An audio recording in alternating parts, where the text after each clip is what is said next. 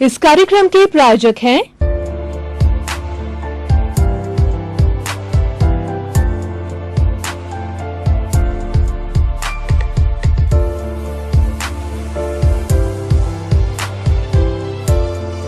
दर्शकगण, श्रोतागण, भाई और बहनों, मातृशक्ति को नमन।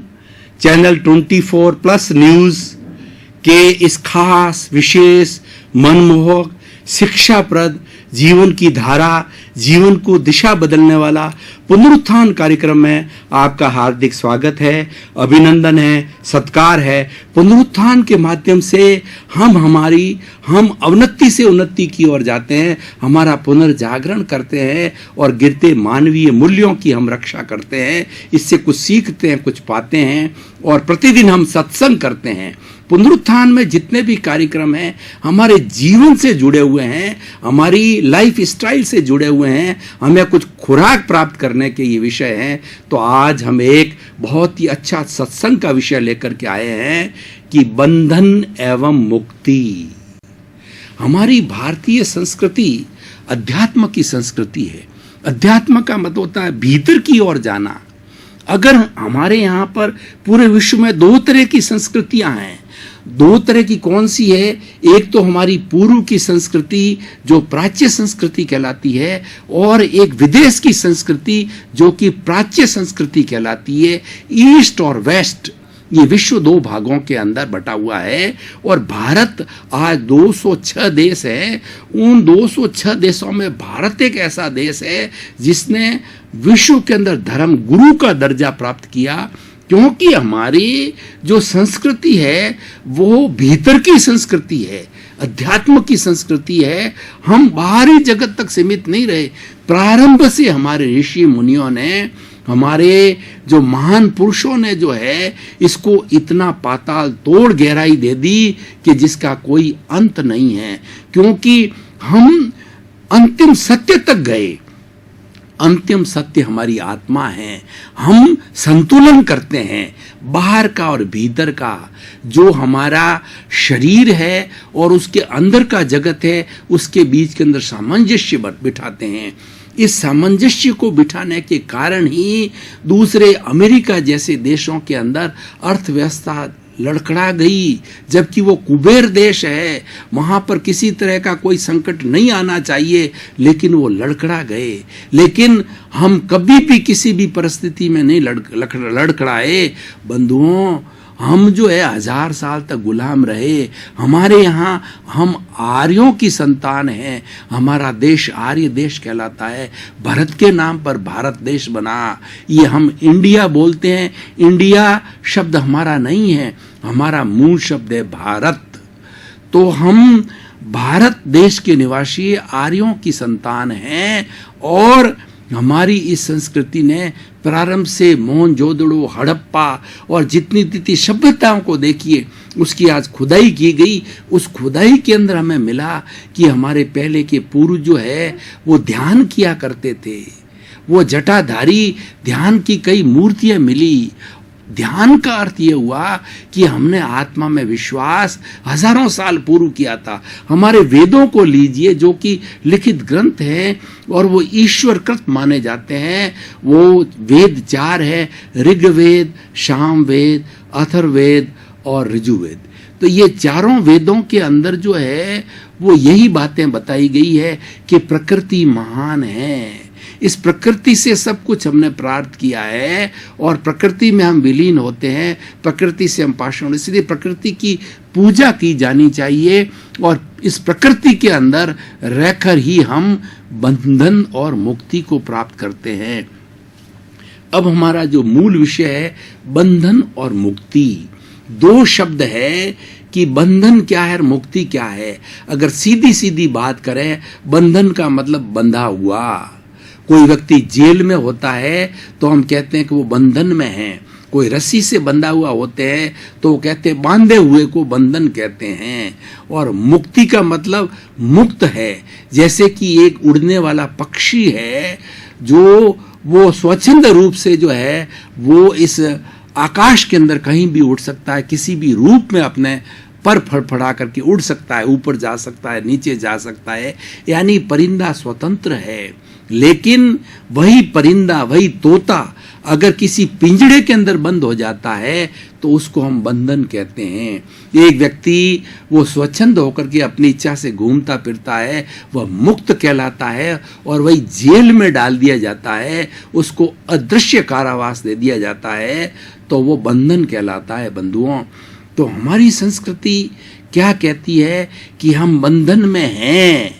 अब जैसे कि मैं आपको उदाहरण देना चाहता हूं कि ये मेरा शरीर है, इस शरीर को बंधन में बांध रखा है मेरे भीतर विराजमान शुद्ध आत्मा भगवान है, उसको बंधन में इस शरीर ने बांध रखा है। और उसको बंधन के अंदर बांधने वाला कौन है? बांधने वाला अज्ञान है।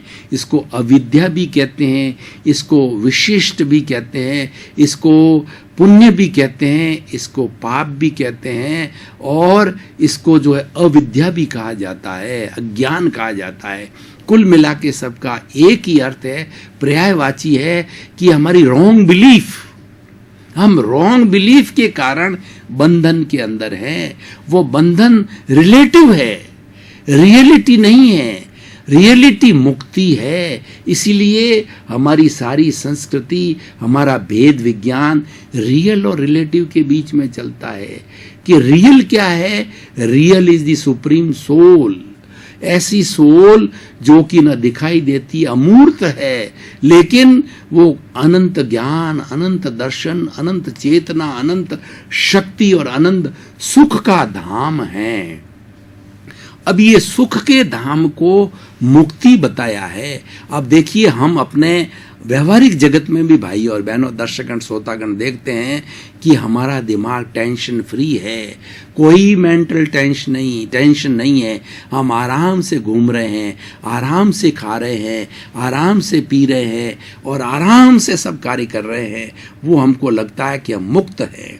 और उसका दूसरा रूप देखें कि आज इनकम टैक्स का टेंशन हो गया, आज पैसे की कमी आ गई, आज परिवार सदस्यों के बीच में झगड़ा हो गया, आज किसी से कोर्ट केस चल रहा है, तो हम कितने दिन सारा टेंशन में रहते हैं, फ्रस्ट्रेशन में रहते हैं, डिप्रेशन में रहते हैं। और ऐसे ऐसे मनुष्य देखे हैं कि जीवन भर वो डिप्रेशन में रहते हैं, जीवन भर तनाव में रहते हैं। वो तनाव में रहने का कारण उनका अज्ञान है, वो तनाव में रहने के कारण बंधन है। इसीलिए हमारी संस्कृति के अंदर ज्ञानी और अज्ञानी दो परिभाषा की है। ज्ञानी होता है वह मुक्ति में रहता है, अज्ञानी होता है वो बंधन में होता है। वही व्यक्ति, जैसे मैं स्वयं हूं, तो मैं अगर मेरी विचारधारा अगर बंधन की है तो मैं अज्ञानी हूं, और अगर मेरी विचारधारा मुक्ति की है तो मैं ज्ञानी हूं। मैं आपको समझाता हूं इस बात को भाई और बहनों, दर्शकगण, श्रोतागण, कि किस तरीके से होता है। मैं रियल रिलेटिव की बात कर रहा था कि हम ऐसा एक पॉजिटिव थिंकिंग बनावें कि हम परिवार के साथ रह रहे हैं या हमारे व्यवसाय के अंदर रह रहे हैं, तो वहां पर we should remain in the world as a lotus remains in the mud.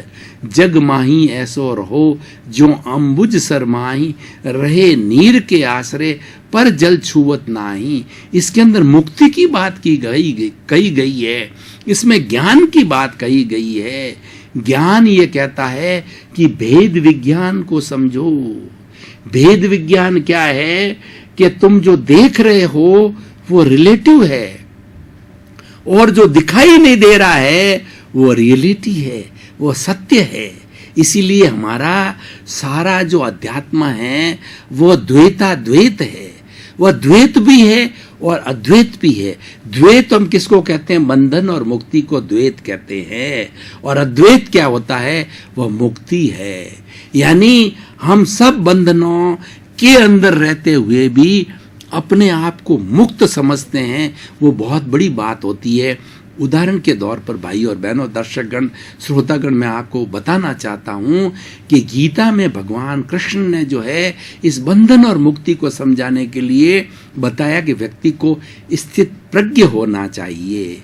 स्थित प्रज्ञ होता है वो प्रज्ञा चक्षु होता है, उसकी तीसरा नेत्र खुल जाता है, उसका इंट्यूशन इतना महान हो जाता है कि वह हर चीज को पॉजिटिव लेता है।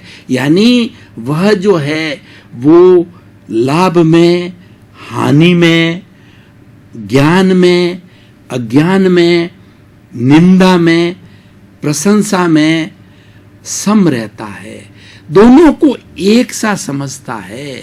जहां पर दोनों को एक सा समझने की बात आ जाती है वहां मुक्ति की बात आ जाती है। समता को हम मुक्ति कहते हैं और विषमता को हम बंधन कहते हैं। और ये बंधन मुक्ति हमारे भीतर ही है, बाहर नहीं है। और हमारी रॉन्ग बिलीफ और राइट बिलीफ में है। जो रॉन्ग बिलीफ में रहता है, अज्ञान में रहता है, वो बंधन में है। कैसे? कि जैसे कि मैं ये चिंतन करूं कि ये शरीर मेरा जो है वही सब कुछ है और जो कुछ मैं परिवार के लिए करता हूं ये मैंने किया, ये घर मैंने बनाया, ये घर मेरा है, इस घर का संचालन मैं कर रहा हूं, इस परिवार को मैं चला रहा हूं, इस व्यवसाय को मैं चला रहा हूं। ये जो मैं जो बात है ना, ये कर्ता भाव है, ये बंधन है। उसकी जगह अगर व्यक्ति सोचे कि मैं कर्ता हो ही नहीं सकता, मैं तो एक निमित्त मात्र हूं, कर्ता तो व्यवस्थित शक्ति है, ये पूरी सृष्टि है जिसने ईश्वर ने बनाया, ईश्वर करता है, मुझ में कर्ता बनने की योग्यता नहीं है, मैं तो मात्र ये हाड़ मांस का पुतला जो हूं वो एक निमित्त मात्र हूं। दर्शकगण, श्रोतागण, भाई और बहनों, मैं उदाहरण के साथ आपको बताना चाहता हूं कि हमको अच्छी चाय बनानी है तो चाय बनाने के लिए हमको दूध चाहिए, पत्ती चाहिए, मसाला चाहिए, स्टोव चाहिए, अग्नि चाहिए। इन सब संजोगों के मिलने से चाय बनती है जिसका हम रसास्वादन करते हैं। अब मैं ये कहूं कि चाय मैंने बनाई या दूध ये कहे कि नहीं चाय मेरे द्वारा बनी है तो वो गलत है। ये रॉन्ग बिलीफ है, ये मिथ्या है, ये अज्ञान है कि तुम एक संजोग हो, इन संजोगों में से एक संजोग हो तो आप उसको निमित्त कहा जाता है। बंधन और मुक्ति को समझने के लिए हमें निमित्त और उपादान को समझना पड़ेगा। उपादान हमारे भीतर का सच है, उपादान हमारा अध्यात्म है और निमित्त है बाहर का है। उदाहरण के तौर पर मैं आपको बताना चाहता हूं भाई और बहनों, दर्शकगण, श्रोतागण, कि आप मेरे वक्तव्य से कुछ ले रहे हैं, कुछ सीख रहे हैं, कुछ सत्संग कर रहे हैं, कोई जीवन की नई दिशा को पकड़ रहे हैं तो ये निमित्त बन रहा हूं। लेकिन जो पकड़ आप रहे हैं वो आपका उपादान है, वो उपादान आपको इस सत्संग के लिए यहाँ लाया। अगर आप न आते तो मेरी ये वाणी आप तक कैसे पहुंचती? मैं निमित्त बना और उपादान बना, ये दोनों के संयोग से कोई कार्य होता है और ये सारे संयोग मिलते हैं तभी हमारा कोई कार्य होता है। हमारी जैन परंपरा को हम देखें तो जैन परंपरा ये कहती है कि कोई भी कार्य तब होता है जो पांच तत्व, 5 घटक मिलते हैं। वो कौन से हैं? काल, स्वभाव, कर्म, पुरुषार्थ और नियति। भाई और बहनों, दर्शकगण, श्रोतागण, हम भारतीय संस्कृति के गहन विषय के ऊपर गहन चिंतन कर रहे थे। अब हम थोड़ा सा फ्रेश होने के लिए ब्रेक ले रहे हैं। ब्रेक के बाद पुनः हाजिर होंगे।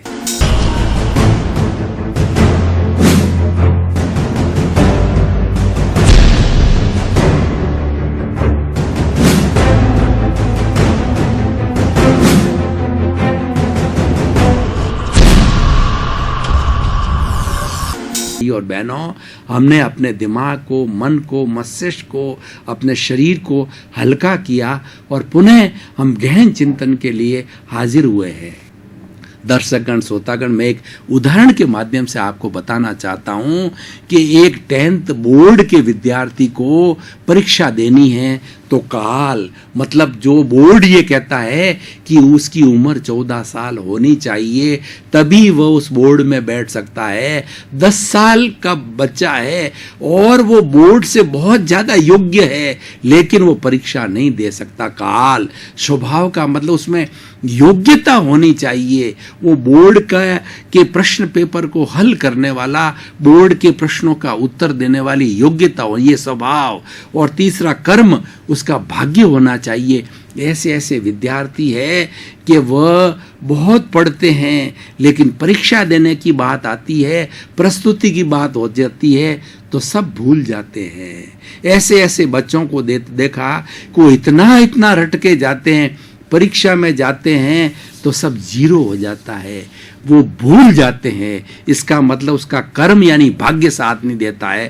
काल स्वभाव कर्म पुरुषार्थ का होता है परिश्रम करना।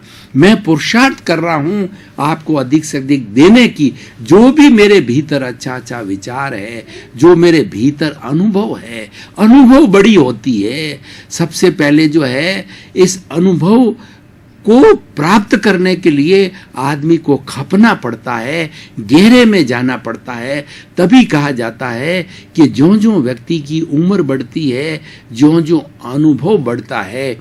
इसीलिए हमारे जो वरिष्ठ नागरिक है, बुजुर्ग लोग हैं, उनकी हम के साथ रहना क्यों पसंद करते हैं हमारी संस्कृति में कि उनके पास अनुभव है। वो व्यक्ति की चाल से ढाल से बता देते हैं बच्चे की या किसी व्यक्ति की, अब ये खड्डे में गिरने वाला है, अब ये असफल होने वाला है, ये कुछ न कुछ खराबी करने वाला है। उसकी चाल, क्योंकि वो उस स्टेज से गुजर चुके हैं, इसलिए अनुभव की बात बड़ी होती है। तो काल स्वभाव कर्म पुरुषार्थ करता है, वो पुरुषार्थ बड़ी चीज है। अब देखिए ये सारी चीजें 10वीं बोर्ड के बच्चे के अंदर सब मौजूद है, लेकिन नियति, अब देखिए सुबह पेपर है लेकिन वो नियति को, उसका बोर्ड को साल में पास होना नहीं लिखा हुआ है, तो रात्रि के अंदर उसको इतना ज्वर फैल गया कि वो बोलने की स्थिति में नहीं है और हाई टेम्परेचर हो गया उसको, और डॉक्टर ने मना किया कि उठने की स्थिति में नहीं, वो परीक्षा देने नहीं जा सका। तो भाई और बहनों, काल स्वभाव कर्म पुरुषार्थ उसके फेवर में थी, नियति को मंजूर नहीं था। हम जीवन भर बहुत परिश्रम करते हैं। कई राजनीतिज्ञों को हमने देखा है कि वो जीवन भर कोशिश करते रहते हैं, लेकिन जैसे लाल कृष्ण आडवाणी जी को देखिए कि वो उन्होंने प्रारंभ से प्रधानमंत्री राष्ट्रपति बनने की ख्वाहिश मन में थी उनके, और कितना योग्य थे, कितना पुरुषार्थ किया, बीजेपी पार्टी को खड़ा किया, और वो जमीन से उठे हुए नेता है। उन्होंने इस पार्टी के प्रति हमेशा जो है वो डिवोशन, डेडिकेशन रखा, वो उसके जड़ से जुड़े हुए हैं, उन्होंने खड़ा किया, लेकिन नहीं बन पाए, और लोग बन गए। ऐसे ऐसे लोग बन गए जिनका कोई अता पता ही नहीं था। तो ये क्या थी, नियति नहीं होती है, तब आप कितना ही परिश्रम करो तो वो सफलता नहीं मिलती है। लेकिन अब हम बंधन और मुक्ति की बात कर रहे हैं कि ये सब चीजें बंधन की है, लेकिन इस बंधन के परे मुक्ति है। जो बंधन के परे मुक्ति को देखता है, मुक्ति की भावना रखता है, उसका बंधन कोई भी जो है किसी तरह का प्रभाव नहीं छोड़ सकता है। विदेह राजा जनक विदेह थे, और बहुत से ऋषि मुनि जो है वो भगवान राम, भगवान कृष्ण ये विदेही थे। भगवान बुद्ध, भगवान जो है महावीर, ये महापुरुष जो है ये विदेही थे। विदेही का मतलब होता है देह में रहते हुए भी देह का भान नहीं भूलना। संसार की वो सारी प्रवृत्तियां करते हैं, लगता है लोगों को, परिवार को, समाज को कि ये हमारे बंधन में हैं, हमारे साथ जुड़े हुए हैं, लेकिन वो अपने आप को मुक्त समझते हैं। इसीलिए वो मतलब जीव मुक्त कहलाते हैं कि वो शरीर में रहते हुए मुक्त है।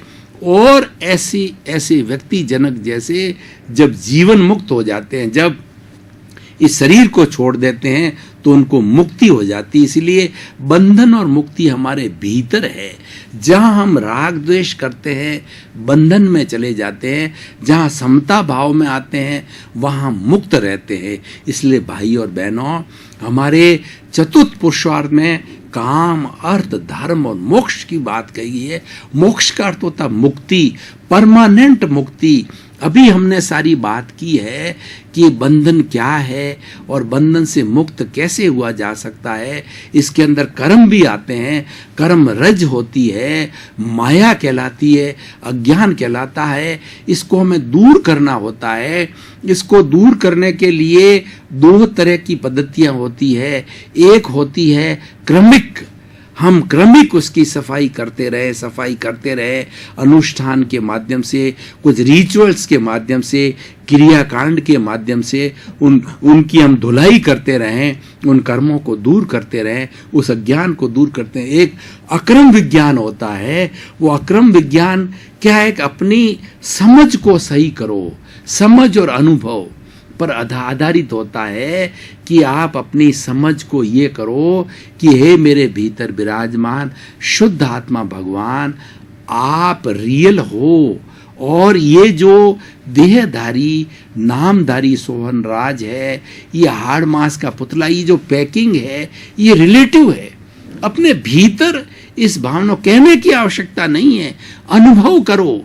भीतर में ये समझो कि मैं शुद्ध आत्मा हूं और इस चराचर जगत में 84 लाख जीवा योनि के अंदर जितनी भी आत्माएं, उन सब शुद्ध आत्माओं के दर्शन कर उनको नमन करता हूं।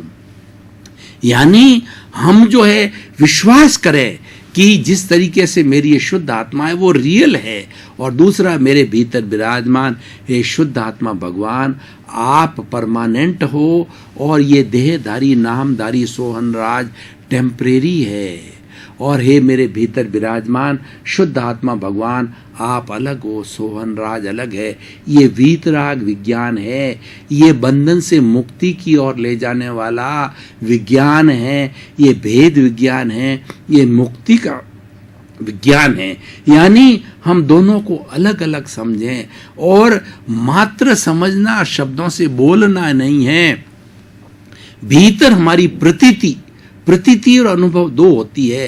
प्रतीति का मतलब हमारी समझ, कि हम अपनी समझ को 24 आवर्स अलग रखें, मैं अलग और शरीर अलग। ये शरीर मेरा नहीं है, ये शरीर नाशवान है, आत्मा अजर है, अमर है, अविनाशी है और वह मुक्त है। और ये शरीर मेरा बंधन में है, इसको बंधन में डालने वाला शरीर है। तो इस भेद रेखा को हम जितना जितना समझेंगे और अनुभव गम्य करेंगे, सारी बातें भाव पक्ष की है। हम बंधन और मुक्ति, बंधन में हैं और बंधन से मुक्ति की ओर जाना हमारा लक्ष्य है। उस लक्ष्य की प्राप्ति करने के लिए बीच के अंदर हमारे भाव आते हैं। ये भाव एक रूपांतरण की प्रक्रिया है। ये एक ऐसी फैक्ट्री है जहाँ बहुत बड़ा रूपांतरण होता है। दर्शकगण, श्रोतागण, भाई और बहनों, भाव के जगत के अंदर जो हमारा अवचेतन मन का जगत है, 3 तरह के मन जो फ्राइड ने माने हैं या हमारे धर्म ग्रंथों में माने गए हैं। चेतन मन जो इस शरीर, इस स्थूल शरीर के ऊपर बुद्धि के लेवल तक जो कार्य करता है वो हमारा चेतन मन है। खाना पीना, सोना, बैठना, उठना, चिंतन करना, ये सारा कार्यकलाप जो हम मन वचन काया से करते हैं वह चेतन मन है। इसके आगे अवचेतन मन है, वो प्रज्ञा का जगत है, वो रूपांतरण का जगत है। जितने भी जादूगर है, जितने भी मैस्मेरिज्म करने वाले हैं, अपने शरीर के ऊपर 30-30 टन के भरे हुए ट्रक को चला देते हैं। वो लोग भीतर प्रज्ञा के जगत में जाकर सांस को रोक करके और उस अवचेतन मन के अंदर रूपांतरण कर लेते, यानी अपने इस आत्मा को जो सुख का दुख का संवेदन करता है उस आत्म प्रकोष्ठों के अंदर ले जाते हैं। ये एक विधि है, ये प्रैक्टिस के द्वारा प्राप्त की। Practice makes a man perfect, करत करत अभ्यास के जड़मति होत सुजान, रसरी आवर जान के सल पर पड़त निशान। हमारे धार्मिक ग्रंथों के अंदर, हमारी संस्कृति में, हमारे वेदों में, उपनिषदों में, पुराणों में और हमारे त्रिपिटकों के अंदर, हमारे आगमों के अंदर ऐसी ऐसी विधियां बहुत प्राचीन तारीख समय से भरी पड़ी है। विधियां ही नहीं हैं, उन विधियों से उन विधियों को प्राप्त करके, उनका प्रयोग करके, उनकी अभ्यास करके हमारे ऋषियों मुनियों ने बंधन से मुक्ति को प्राप्त किया है। और दर्शकगण, श्रोतागण, मातृशक्ति, भाई और बहनों, आप सबका बहुत बहुत साधुवाद, धन्यवाद, कृतज्ञता। आप प्रतिदिन संख्या के अंदर जो है संख्या बढ़ा करके उपस्थित होकर के आप इस सत्संग को, पुनरुत्थान कार्यक्रम को देख रहे हैं। चैनल 24 प्लस न्यूज़ का भी बहुत बहुत साधुवाद, हार्दिकता, धन्यवाद कि ऐसे ऐसे एपिसोड्स, ऐसे ऐसे विषयों को देख करके इस हमारी सत्संग और हमारे इस जो चिंतन मनन निध्यासन को बहुत सुंदर बना दिया। जगत का कल्याण हो, जगत के सर्वे भवन्तु सुखिनः, सर्वे भवन्तु निरामया, सभी आनंदमय हो, शांतिमय हो, जीवों का कल्याण हो, सबको मोक्ष मिले। आप सुखी रहें, आप आनंदमय रहें, आप धर्ममय में रहें। आप प्रति मंगल भावना, शुभ काम। ये प्रायोजक हैं